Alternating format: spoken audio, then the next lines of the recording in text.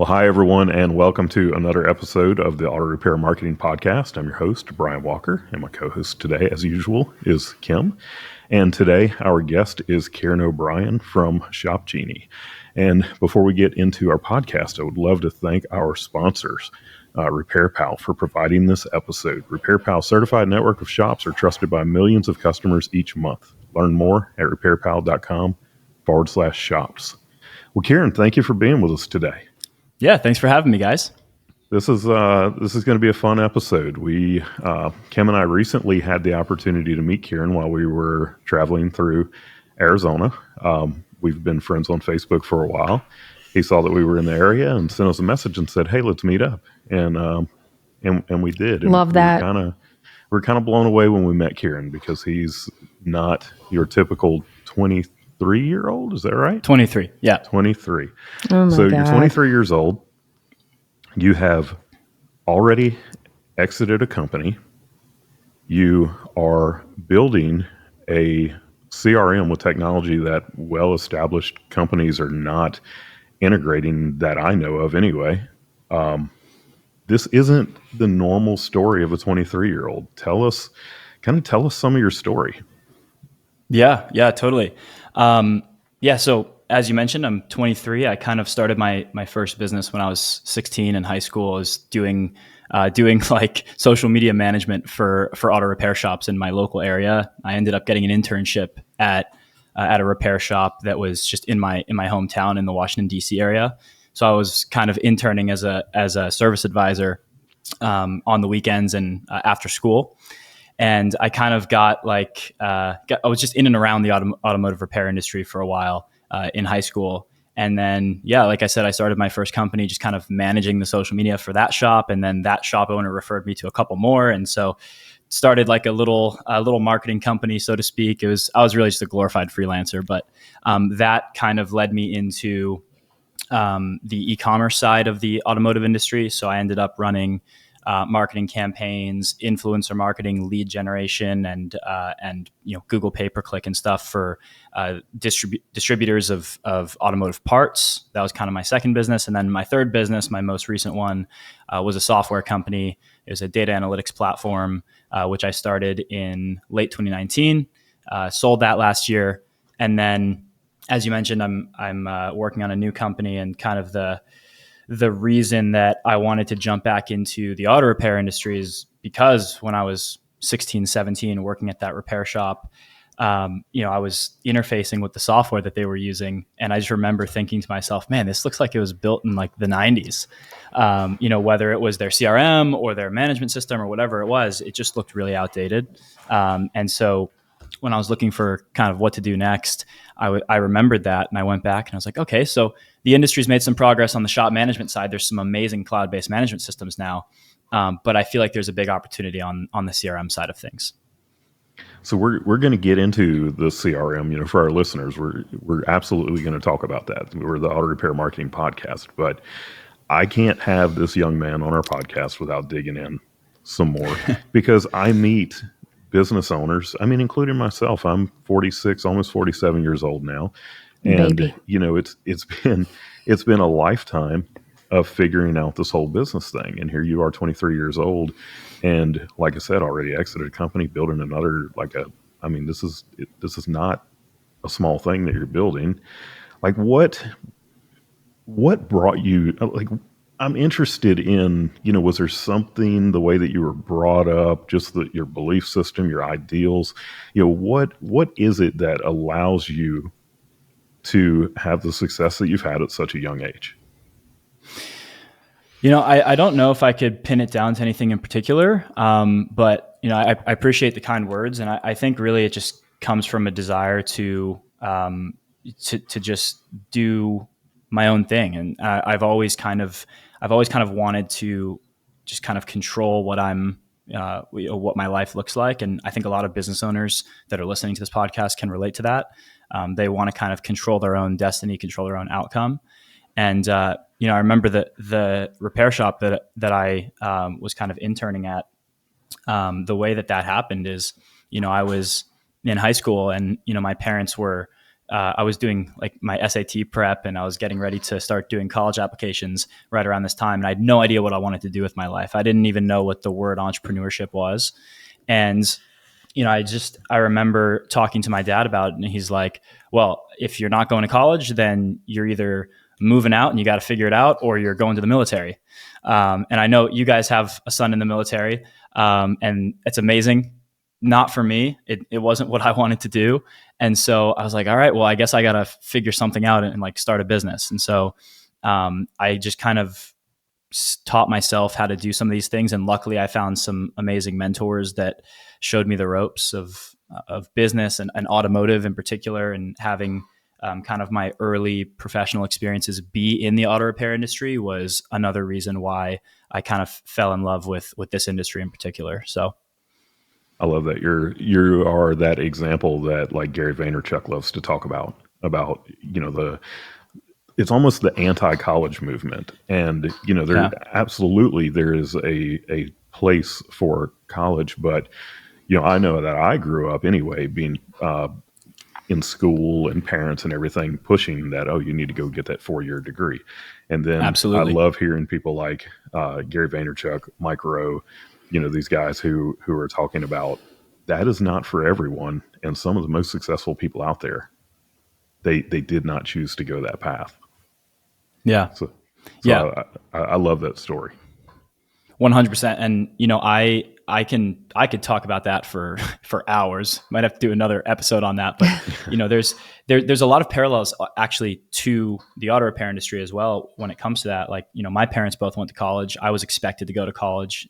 I'm the oldest of three siblings, and so it was kind of expected. It wasn't even an option that I wouldn't go. And kind of how that happened for me is I convinced my parents to let me take a gap year. So I applied to college, I got in, and then I was like, just let me take a year off and see what I can do. And that's when I started my first business. But this is common over in Europe for if you want to go into a trade, or you want to you want to become an auto repair technician or a plumber or whatever that might be. What you do is you go to an apprenticeship and you learn about it, and then you go into that trade. And it's seen kind of on an equal level as university over in Europe. And here in the U.S., it's just kind of this unspoken rule that you have to go to university, and in a lot of cases you end up in a whole bunch of debt, and you end up with a liberal arts degree, and you end up doing something that's completely unrelated to your degree. And going into the trades, going into the military, doing any of these other things, there's so many other paths that you can take in life, and I think that needs to be talked about more. It's funny that we're having this conversation. You talk about our son. So Peyton is his name. He grew up with two entrepreneurs, right? My background though is teaching. I was a teacher, then I was a school counselor. Brian was mechanic. We opened our shop. Brian opened the shop first, literally when I was pregnant. And so he has never known the life of not an entrepreneur as a parent. And we've had people ask us multiple times about, is he going to take over this business? What's he going to do? And all his life, right? I have a master's degree. And so Brian and I were very often on different sides of the spectrum when it comes to does he have to go to college? I mean, it's his choice. But what we were saying to him, for the longest time, was like, okay, listen, when you turn 18, you're out of here. Like, I'm kicking your butt out of this house. You need to be self sufficient. You need to be prepared. I had no idea till he was like 15 that he really thought, and I mean, I kind of was serious, like, you need to be your own man. But he was stressing, like, I got to they're kicking me out. I'm getting out when I'm 18. Yeah, And he believed I mean, I guess that's a good thing that we must really mean what we say and say what we mean or whatever. I always screw that stuff up. But, he took to heart that I got to do something. And so I was telling him, you need to go to college. You need to go to college. Brian was telling him, hey, learn something with your hands, something that you're going to always be able to provide for yourself, be a handy guy and all this stuff. And at some point, I want to say 13-ish is when he was like, I am not going. He hated school, hated school. He was like, I'm not going to college. And so then I'm trying to convince him, well, you can at least not that this is a bad thing. I do not want it to come off this way, but go to a trade school and learn the trade so you have that. Yes. And I mean, for the longest time, it was he's going to be in real estate. I mean, I could list all the crazy things that's not crazy, but just a long Yeah. list of things he was going to do. And then to know where he is now. But that's why we're asking these questions. Something built you and caused you. So I'm just curious, what do your parents say now? How do they feel about what you're doing now? And your two younger siblings. Like, Yeah. you're really doing something remarkable. I'm just curious what your family says about what you've accomplished at such a young age already. Yeah, I think we talked about this when we were at dinner in Arizona, but there was a lot of screaming matches back and forth about you need to go to college and do all this. There's a lot of contention between my parents and I when I was in high school and even during that year after. And I think with anything, and this isn't just exclusive to kids talking to their parents and proving something, but this is just in life in general. Actions speak louder than words, and if you can go out there and prove it, if you can go out there and make it happen, then people can't really say anything. And so Right. once I went out and started my first business and it became relatively successful, my parents kind of started to see that from my point of view, and we have a great relationship now, and they're very, very supportive. They're very proud of me, and it's amazing that it ended up that way. Yeah. But yeah, I think that this narrative around college and the university system really needs to change. And then, again, to relate it back to our industry, we talk about this technician shortage. It's like these two things are hand in hand. I made a post on Facebook the other day about this. It's like if we stop this narrative about how you need to go to college and you need to get a 4-year degree, and we start to promote and celebrate kids and young adults for going to trade schools and going to technical institutions and going down that route, then we're going to solve these problems in these blue collar industries like auto repair, and we're also going to solve this problem of kids being in massive student loan debt and feeling lost in life. Yes. It's two birds with one stone, and I think that narrative needs to be perpetuated more. Yeah, absolutely. Now, you business owners who are listening to this, like really listen into what it is to this conversation that we're having here, because there's something much deeper here. And this is kind of where I want to go. One of the things that I've noticed about you, Kieran, is that you have a tenacity about you, but you don't come off as pushy.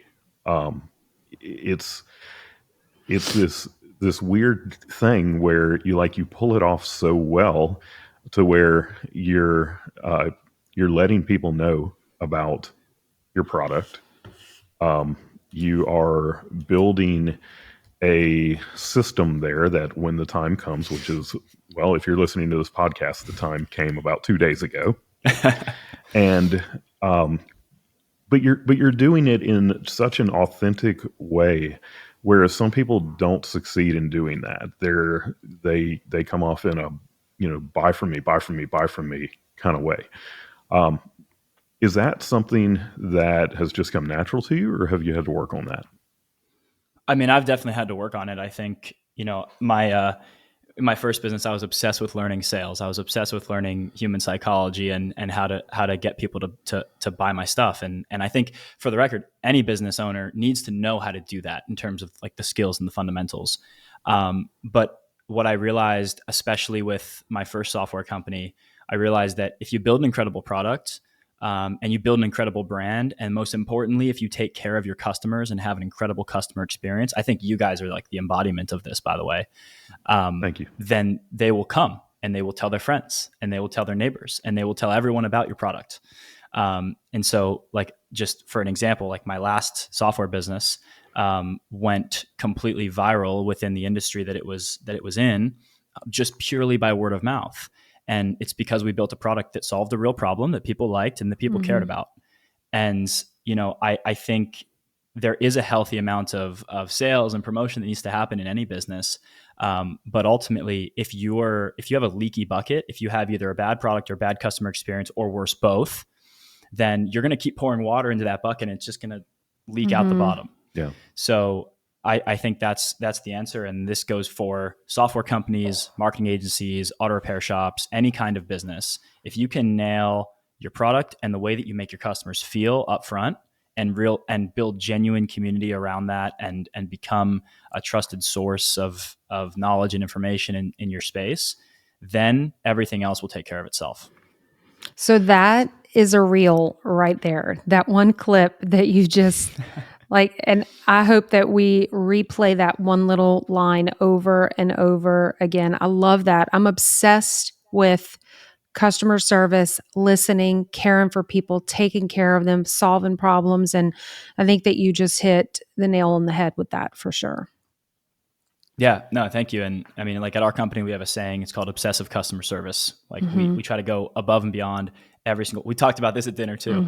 I bought the book you told me to buy. It's right there. Unreasonable hospitality. It's quick side note. There's this book. I recommended it to Kim. It's called Unreasonable Hospitality. It's basically the owner of this like super high end Michelin star restaurant in New York City talks about all the crazy stuff that he did to go above and beyond for his customers and become like the #1 restaurant in the world. And I think every auto repair shop owner listening should listen to that book on Audible or buy that book and read it because there's so many incredible lessons in there. Yeah. Well, just the word hospitality. I'm sorry, Brian. I'm going to say this. I'm going to shut up. You're good. He's used to me. Just the word hospitality. When you say that, just the word, people automatically associate the South with it, right? They think that's Southern hospitality. And I think that it's important to say it's just being nice and helpful and taking care of people. That's not, or it shouldn't be. I mean, people all over the world are nice and take care of and care for people, but it shouldn't just be associated with, oh, that Southern grace and people down there. But that is, I think that's the secret sauce right there. So I did not start the book because I'm in 2 other books right now that I need to finish, but it's sitting on my shelf where I read and I'm excited to dig into that. So I appreciate you sharing that. Brian, I cut you off. Where were you going? No, so you were talking about how that is the same whether it's a software company or a auto repair shop or whatever. As far as making sure that you're serving the client and providing the highest quality product and all of that. If you found yourself today as the owner of an auto repair shop, you just got through into it, what would you do to build that business? Yeah. I've actually, my business partner, Caden, and I talk about this a lot because we've actually talked about buying a shop. Because again, like I've been in the industry for, 6-7 years. I've worked at shops. I've worked for shops. And I think that there's a big gap in the marketplace for a really simple, high tech, high touch, like incredible customer service type shop. And what I mean by that, I'll break it down kind of by each one. So, I think that you see all these specialty shops in our industry. They often have really great margins. They have the most repeat customers because they just focus on one thing. And I think focus is extremely underrated. So it would probably be some sort of specialty shop, whether that's specialty within like a certain service or specialty within a certain subgroup of vehicles, like European vehicles, for example. It would probably be some sort of specialty shop. And then beyond that, we would use all of the latest technology, all of the most incredible things for customer experience. It would be as simple as using an iPhone to do business with us, whether that's scheduling appointments, DVIs, paying for your service. Like everything would be basically on your phone. There, in terms of the actual transactions and the information being exchanged, it would be all basically done on your smartphone. But then I think the dichotomy and what the opposite of that would be is customer service going like above and beyond. So courtesy pickups and drop offs, Uber and Lyft rides to and from the shop when needed, just obsessive customer service, creating an environment where people just love to be, creating a really, really nice waiting room with incredible amenities. I would just try to go above and beyond in every way and just differentiate ourselves. And I think that's the type of shop that I would want to run. Basically the Ritz-Carlton of auto repair shops. Or we liken it to the Chick-fil-A of the Chick-fil-A. auto repair. The Chick-fil-A. That's a fantastic comparison. Yeah. All right. So you talked about the technology that you would use. So that's probably a good segue for us to talk about Shop Genie. Tell us a little bit about this product that you've built. Yeah. So as I mentioned, I think that the CRMs and the marketing technology in the space has been outdated for a while. If we look at basically every other industry, they have things like online appointment booking, appointment reminders, like digital experiences that are just really great. Like the last time you booked a reservation at a restaurant, or booked a massage, or booked a dentist appointment. All these other adjacent industries have these things. And my business partner and I kind of realized that, and we wanted to build what is we call it a customer experience platform. And so we don't like to call ourselves a CRM or like a marketing automation software. We like to call ourselves a customer experience platform, because we're building incredible customer experiences for shops. And so basically we're an AI powered platform for auto repair shops that handles marketing automation, reviews, online scheduling, and a bunch of other stuff all in one platform. And that last piece, that all-in-one piece, is another big thing that we're focused on, because what we discovered is a lot of these shop owners that we talk to, and especially like our customers that are in our beta program right now, one of their biggest points of contention was dealing with 3, 4, or 5 different software vendors for, they've got a texting platform, they've got a reviews platform, they've got, a email marketing platform. They've got all these things dispersed. They've got all these monthly bills. They've got all these points of contact, all these different vendors. And so we want to build kind of the best customer experience platform in the market, and put everything under one roof. So I love that part about having everything under one roof. But the thing that you said that stuck out to me, and I've had the opportunity to have a peek at this, but the people who are listening obviously have not. And it is the part about being AI powered. Can you talk about that some? Yeah, for sure.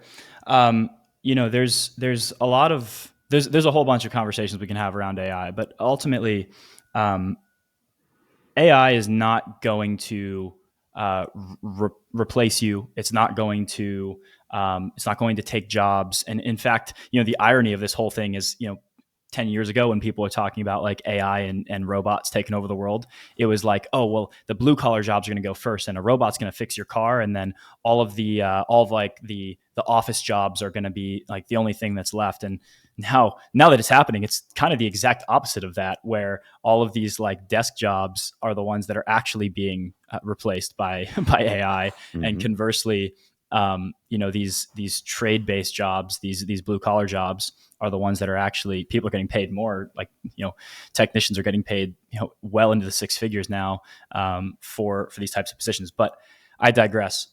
AI is very useful for a lot of different things. And one of the ways that we use it is communication. So communication is fundamental to any shop, whether that's before, during, or after the repair. And so we're building our product's called Jasmine. Jasmine's still in beta, even when this podcast comes out. So only a select few shops are using Jasmine. But Jasmine is the first AI assistant that's basically been built and trained on auto repair data. So it's like having your own personalized chat GPT that knows everything about your shop. So whether that's a customer coming in after hours and asking a question about the types of vehicles you service, responding to reviews, responding to customers via text and email outside of business hours or on weekends. And Jasmine can even help you write your text and email marketing campaigns. So these are some of the things that we're working on with AI at Shop Genie. So AI, I personally have a love-hate with AI. And I think that what you're building there is an incredible tool, and it's going to be something that is going to help shop owners a lot, especially the ones who are wanting to manage their own CRM. To be able to have a conversation with their CRM or their customer experience platform, and just tell it what you want it to do, and it does it. And my understanding is that it will eventually. That's exactly what will happen with it. is you talk to it like you were talking to another human being. You tell it what you want done, and it happens. Is that right?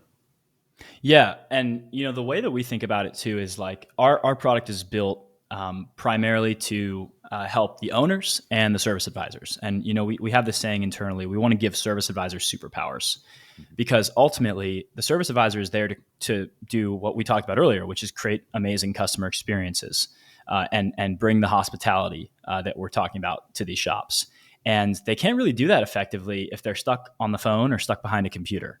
So what we talk about in terms of how AI is used at Shop Genie is, it's there to give service advisors superpowers to help them reduce the time that they're spending on the phone and behind screens, so that they can focus on that customer experience that's face to face, that human interaction, because that's ultimately what is most important to these customers when they're actually at the shop. They're interacting with a real human being, and that's not going anywhere. So getting back to my love hate, I'll give you an example.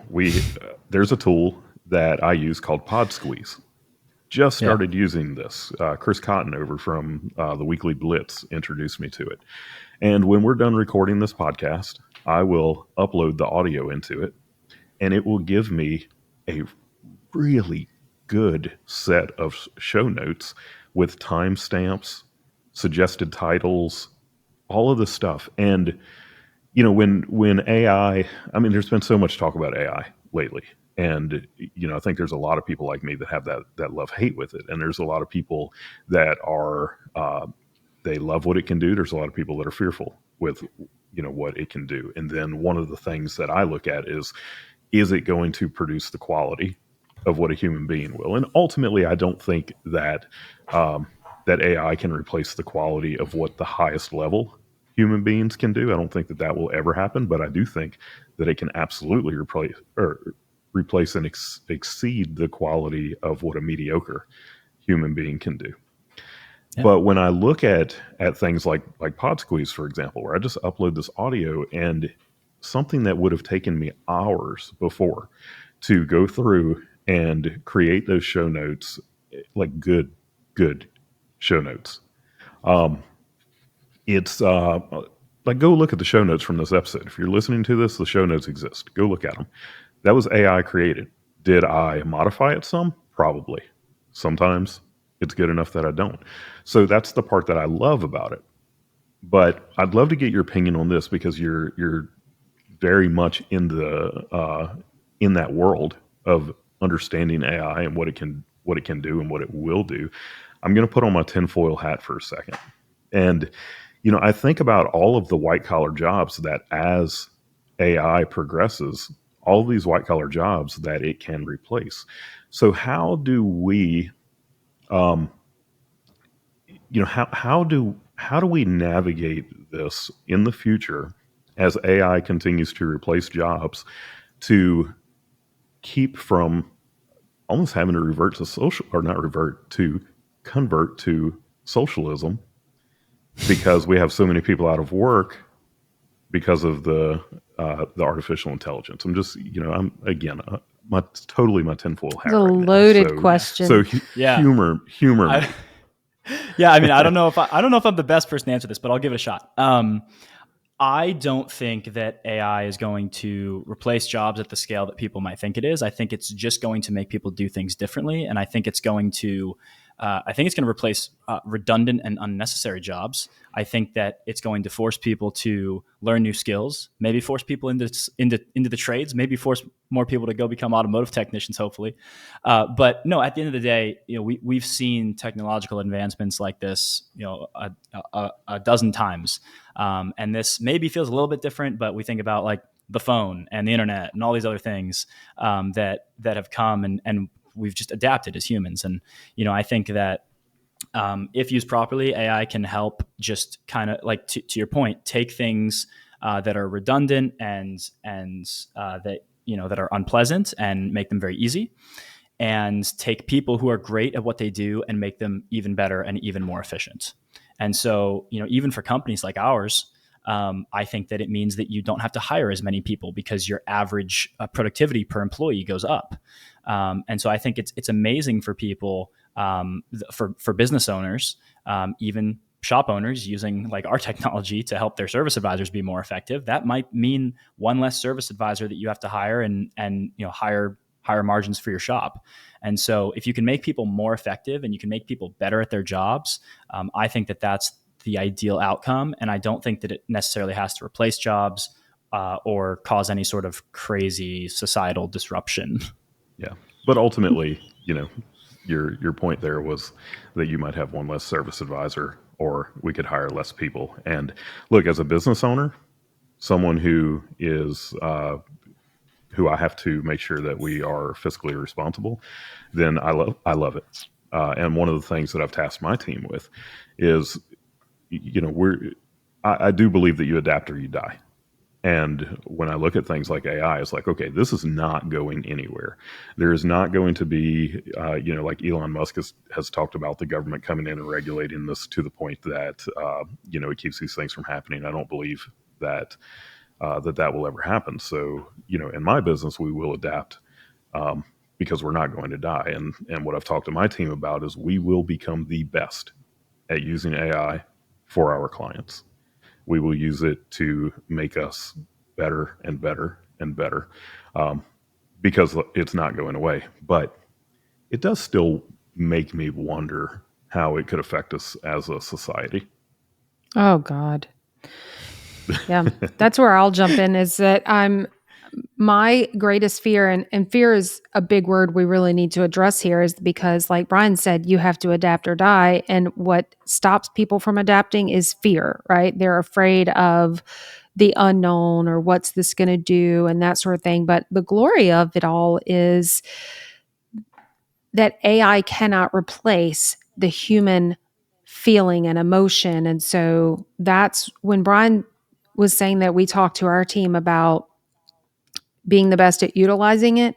Where we shine is in that whole understanding of who our customer is and their voice and what they're trying to portray. So we then embed that into whatever the output is for AI, right? Is turning it into that humanized approach. And so I think that's a really big part of that. Like you talked about with the hospitality and just extreme customer service, you can't just ask AI to do something and copy and paste it. It's not going to be you. So you have to add that element to it. But the whole fear part, and my fear, to wrap up what I jumped in here to say, is that I I know this is going to get turned into something, but it's, I feel like we're already dumbing down our society. And that's my fear, is that it's just going to, I got my It phone and makes us now have to think less. yeah, my phone has all my contacts in it. Brian can still spit out tons of people's phone numbers. I'm like, oh, well, let me ask Siri to make that phone call, And so that's my fear, is too much reliance on it, that we're not using the brains that God gave us anymore.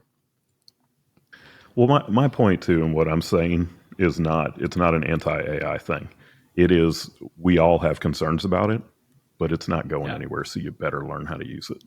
Mm-hmm. Absolutely. And yeah, and the reality is, like in business, especially, if your competitors are using it, then you're just objectively at a disadvantage. And so I think use it where you can, use it where it makes sense in your business. Do not let it replace the human interactions and the customer experience and the hospitality in your business.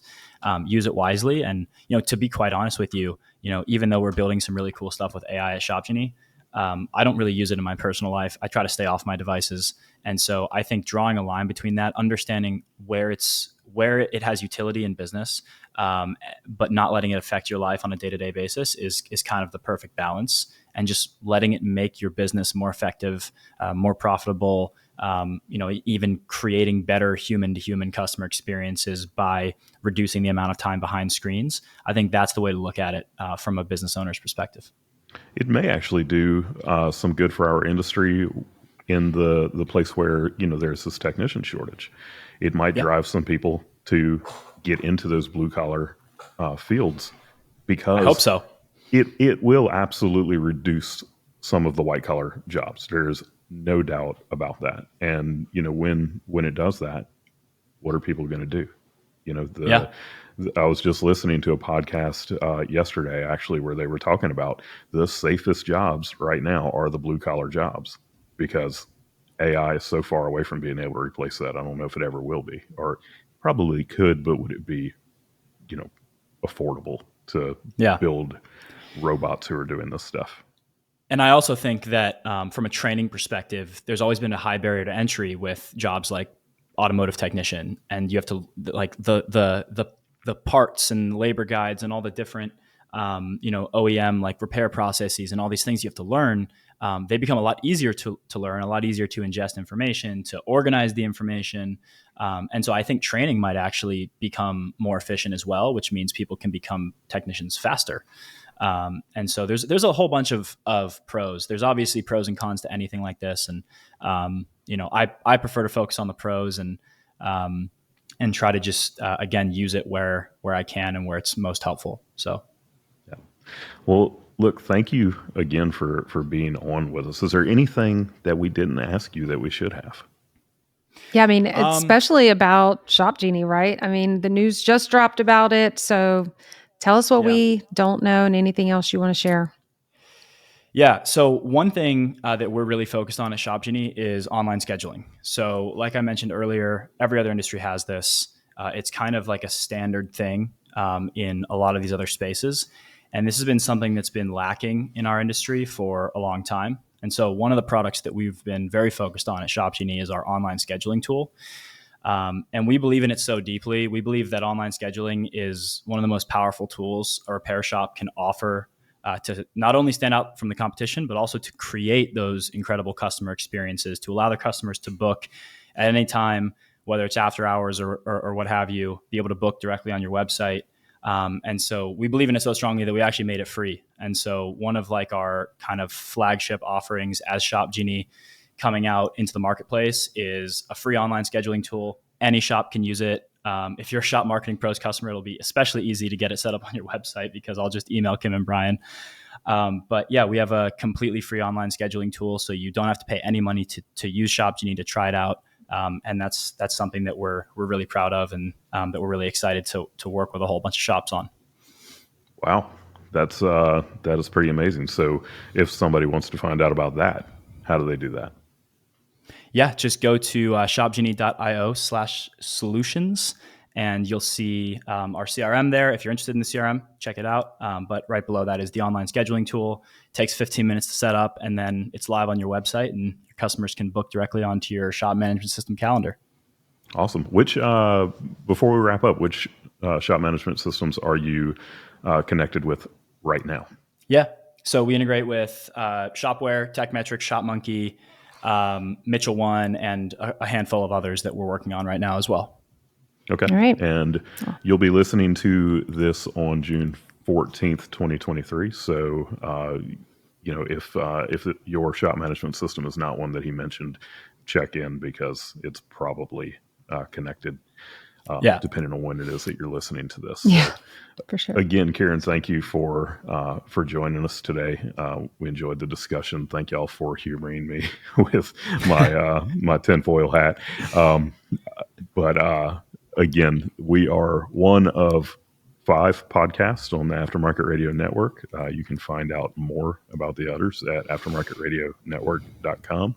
We hope that you'll listen in again next week. And until then, go fill those bays.